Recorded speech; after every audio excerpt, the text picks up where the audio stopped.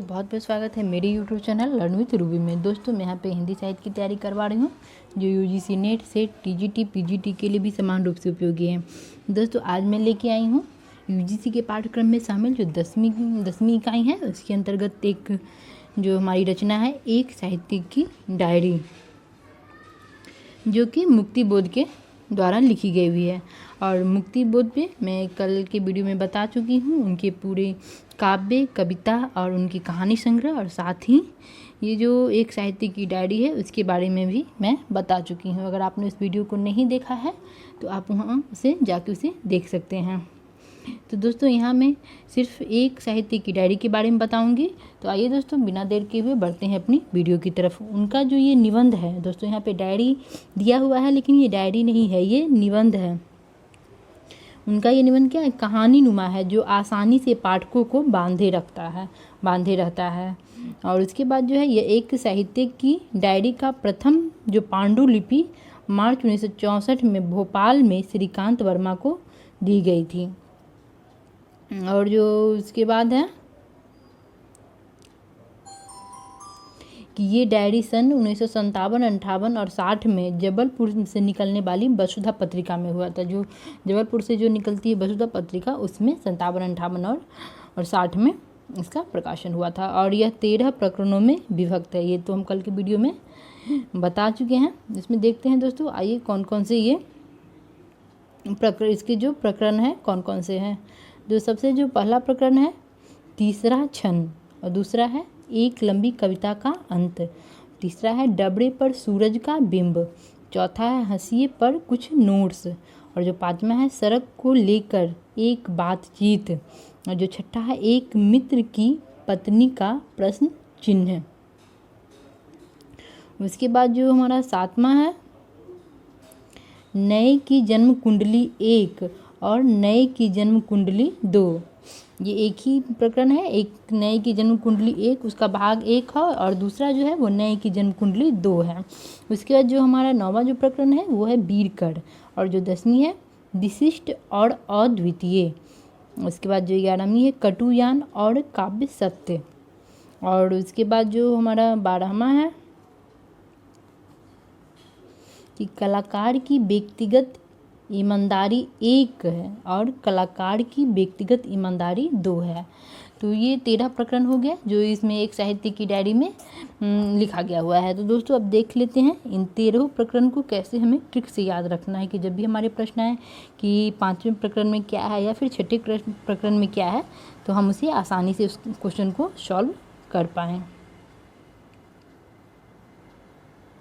तो वो जो है कि मुक्ति बोध के तीसरे क्षण में लंबी कविता का अंत हो गया। डबरे पर सूरज और हंसिए पर नोट्स लिए सड़क पर बातचीत करते हुए जा रहा था, तभी मित्र की पत्नी नए जन्म कुंडली लेकर पढ़कर के पास आ गई, जो कि विशिष्ट और काव्य सत्य के बीच व्यक्तिगत ईमानदारी है।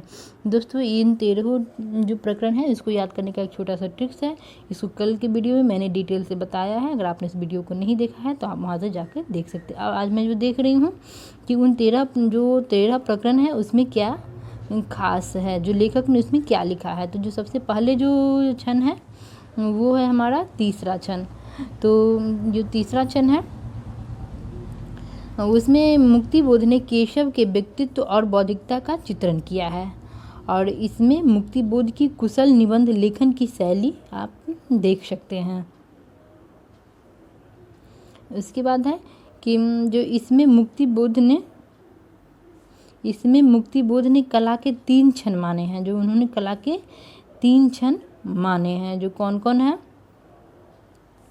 जो है अनुभूति, चिंतन और अभिव्यक्ति, इसको उन्होंने कला के 3 क्षण माने हैं। और उसके बाद है दोस्तों इस प्रकरण में जो है ये जो प्रकरण है तीसरा क्षण, इसमें कवि ने संवाद शैली का प्रयोग किया है। तो इससे जो कुछ अंश मैंने यहाँ पे शामिल किया है देखते हैं। जो क्या है कि इस बीच उसके नाद प्रवाह में कोई परिचित नाम सुना, मैंने चौंक कर पूछा क्या,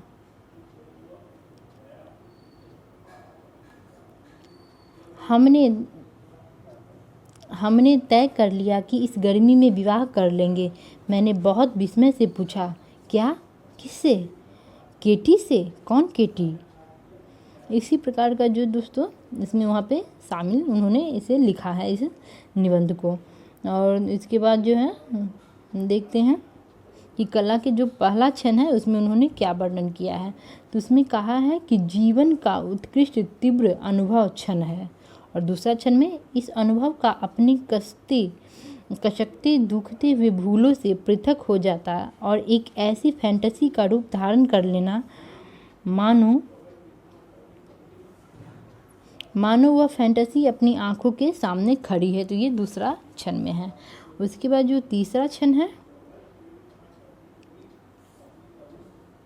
कि फैंटेसी के शब्दबद्ध होने की प्रक्रिया का आरंभ और प्रक्रिया की परिपूर्णावस्था तक की गति मानता है। ये तीसरा क्षण में दिया गया है।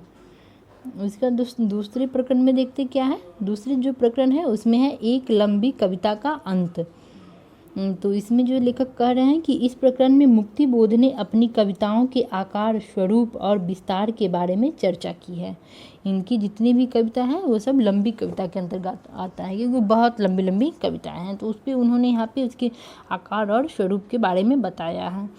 इसमें एक उनका जो कथन है वो बहुत महत्वपूर्ण है, जिसे मैंने यहाँ पे शामिल कर लिया है। वह यथार्थ के तत्व परस्पर गुम्फित है। यही कारण है कि मैं छोटी कविताओं लिख नहीं पाता, और जो छोटी होती है वस्तुतः छोटी न होकर अधूरी लिखकर छोड़ दी है। उन्हें ख़त्म करने की कला मुझ में नहीं आती, यही मेरी ट्रेजेडी है। इन्होंने ये कहा, जो उनकी कविता जो लंबी लंबी है उसके बारे में उन्होंने यही कहा है कि ये उनसे छोटी कविता नहीं लिख पाते हैं। जब ये छोटी कविता को उन्होंने लिखा है तो वो उसे ख़त्म ही नहीं कर पाए हैं, वो अधूरी होकर उन्होंने वहाँ पे छोड़ दिया है। और इसमें उन्होंने प्रगतिशीलता, यथार्थवाद, कविता की रचना प्रक्रिया, आधुनिक साहित्यकारों की स्थिति, उनके स्वभाव और श्रेणियों का विवेचन उन्होंने यहाँ पे किया है, जो हमारा दूसरा जो प्रकरण है। उसके बाद दोस्तों आ जाते हैं तीसरा प्रकरण, जो है डबरे पर सूरज का बिंब। इसमें लेखक ने व्यंग्य शैली के दर्शन दिए हैं। इसमें मध्यम वर्गीय संस्कारों वाले बुद्धिजीवी की मानसिकता पर व्यंग्य किया है। इसमें उन्होंने जो व्यंग्य शैली में ये लिखा गया है, जो हमारा जो तीसरा प्रकरण है डबरे पर सूरज का बिंब। और उसके बाद है इसी निबंध में, इस निबंध में कुंठा की बहुत ही रोचक ढंग से आत्मा का व्यंग्यात्मक शैली में विवेचन उन्होंने किया है। उन्होंने कहा है कि कुंठा मैं नहीं समझता, ये कि जो कुंठा क्या है वो मैं नहीं समझता। उसके बाद है कि उसने जवाब दिया कि हर जमाने में गरीबों की मुश्किल रही है, हर जमाने में एक श्रेणी का दिल नहीं खुला है और बहुत विशाल श्रेणी का भारतीय जनता का मेहनत कश का यहाँ पे एक ये पंक्तियाँ हैं जिसे मैंने यहाँ पे शामिल कर लिया है। और दोस्तों देखते हैं कि उन्होंने समझाते हुए कहा है कि कुंठा का आधिपत्य हो तो अब समझना चाहिए, जब कुंठा हो तो बुद्ध बुनियादी कारणों को दूर करने की बेसब्री और विक्षोभ न हो। ये तीसरा प्रकरण है। और जो चौथा प्रकरण है जो हंसिए पर नोट्स, इसमें उन्होंने क्या कहा है आइए देखते हैं। इसमें इसके अंतर्गत मुक्ति बोध ने एक आलोचक की तटस्थता पर जोर देते हैं।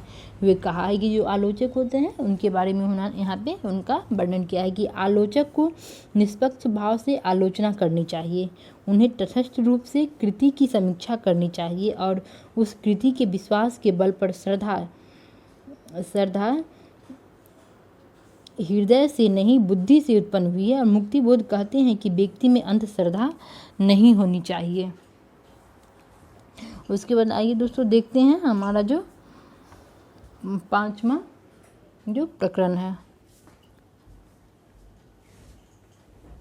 इस प्रकरण में मुक्ति बोध ने निम्न वर्ग के काव्यों को भी पत्रिकाओं में प्रकाशित किया जाना चाहिए पर जोर दिया है। उन्होंने कहा जो निम्न वर्ग के जो हमारे काव्य हैं उसको भी पत्रिकाओं में प्रकाशित किया जाना चाहिए।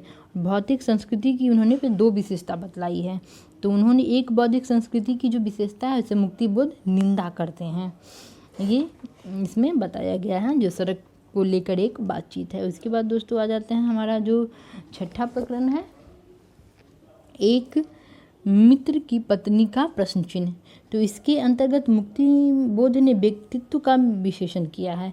यह विशेषण संवाद शैली में हुआ है और मुक्तिबोध की लंबी लंबी बहसें सिर्फ उनके व्यक्तित्व को ही प्रतिष्ठित नहीं करती, बल्कि उनके मित्रों को एक पूर्ण व्यक्तित्व प्रदान करते हुए पाठकों के सामने उजागर करती है।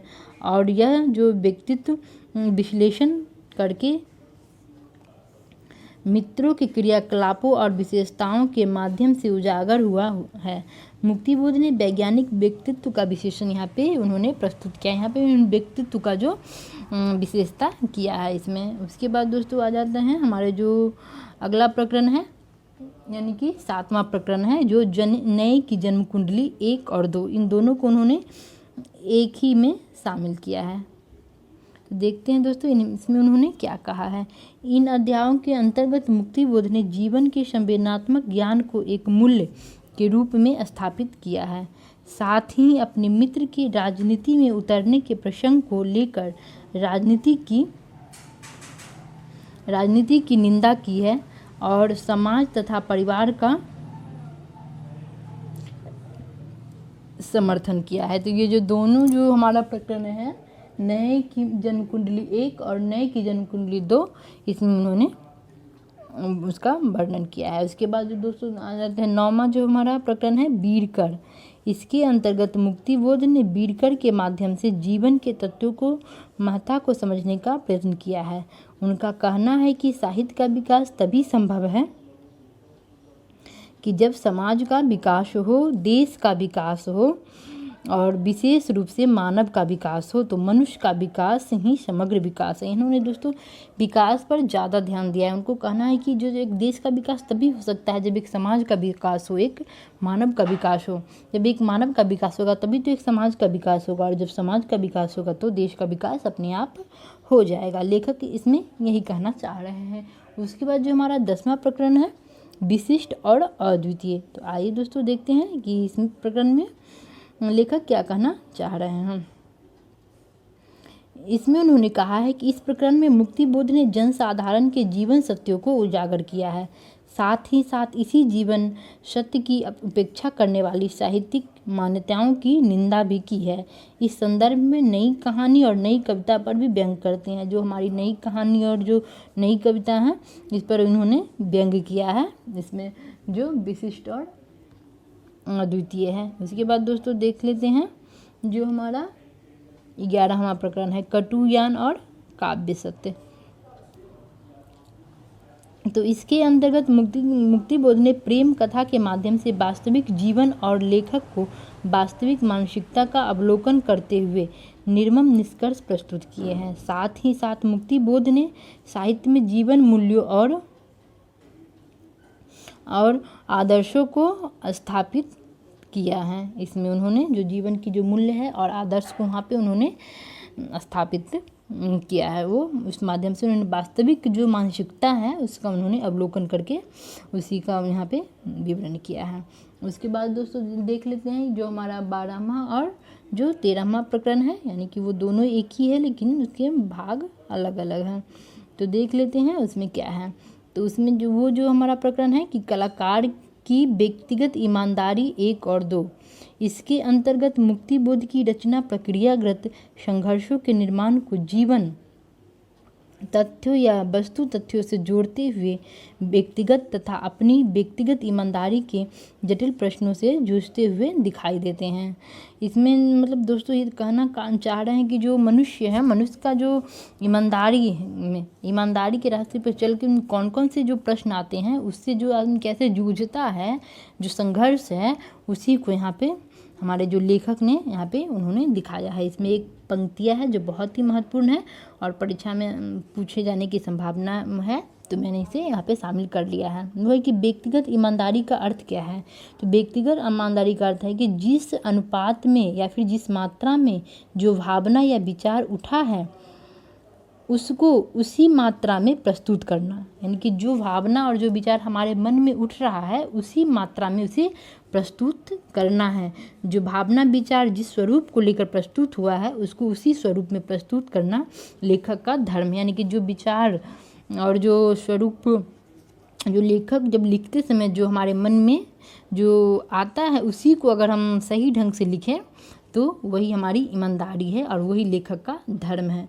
यहाँ पे जो लेखक है यही कहना चाह रहे हैं इस प्रकरण में। तो दोस्तों ये यहाँ पे मैंने यहाँ पे 13 प्रकरणों को यहाँ पे शामिल किया है और इसके अंदर क्या लेखक कहना चाह रहे हैं जो महत्वपूर्ण जो है अंश मैंने उसे यहाँ पे बताया है आपको। दोस्तों अगर आपको मेरा ये आज का प्रयास कैसा लगा है, अगर अच्छा लगा है तो बताइएगा कि आगे जितनी भी रचना है हमारे 10 में या उपन्यास विधा में मैं इसको इसी प्रकार से पढ़ाऊँगी। एक वीडियो में मैं उस लेखक के और जो लेखक की जो रचना है तथा जो उपन्यास या फिर किसी जो रचना है उसके महत्वपूर्ण पात्र को बताऊंगी, उसमें खास जो महत्वपूर्ण तथ्य है उसको बताऊंगी और दूसरे दिन उसको अगले वीडियो में मेरे पास जो नोट्स है, जो मैं नोट्स बनाई हुई हैं उसको मैं ऐसे ही PDF के माध्यम से पढ़ाऊंगी। अगर आपको मेरा ये प्रयास अच्छा लगा है तो प्लीज़ मेरे चैनल को सब्सक्राइब कीजिए, लाइक कीजिए और अपने दोस्तों के साथ शेयर कीजिए। और दोस्तों UGC के पाठ्यक्रम में जो हमारा हिंदी का जो पेपर 2 है उसके अंतर्गत जो 10 यूनिट्स हैं, 10 इकाई है, अगर उसका PDF आपको फ्री में चाहिए तो आप मेरे टेलीग्राम चैनल से जुड़ सकते हैं। उसके लिए सबसे पहले आपको क्या करना है, सबसे पहले आपको मेरे चैनल को सब्सक्राइब करना है और मेरा जो टेलीग्राम ग्रुप चल रहा है learn with Ruby UGC net उसमें आपको ज्वाइन करना है। तो मेरे साथ बने रहने के लिए बहुत बहुत धन्यवाद दोस्तों। घर में रहिए, स्वस्थ रहिए, नमस्कार।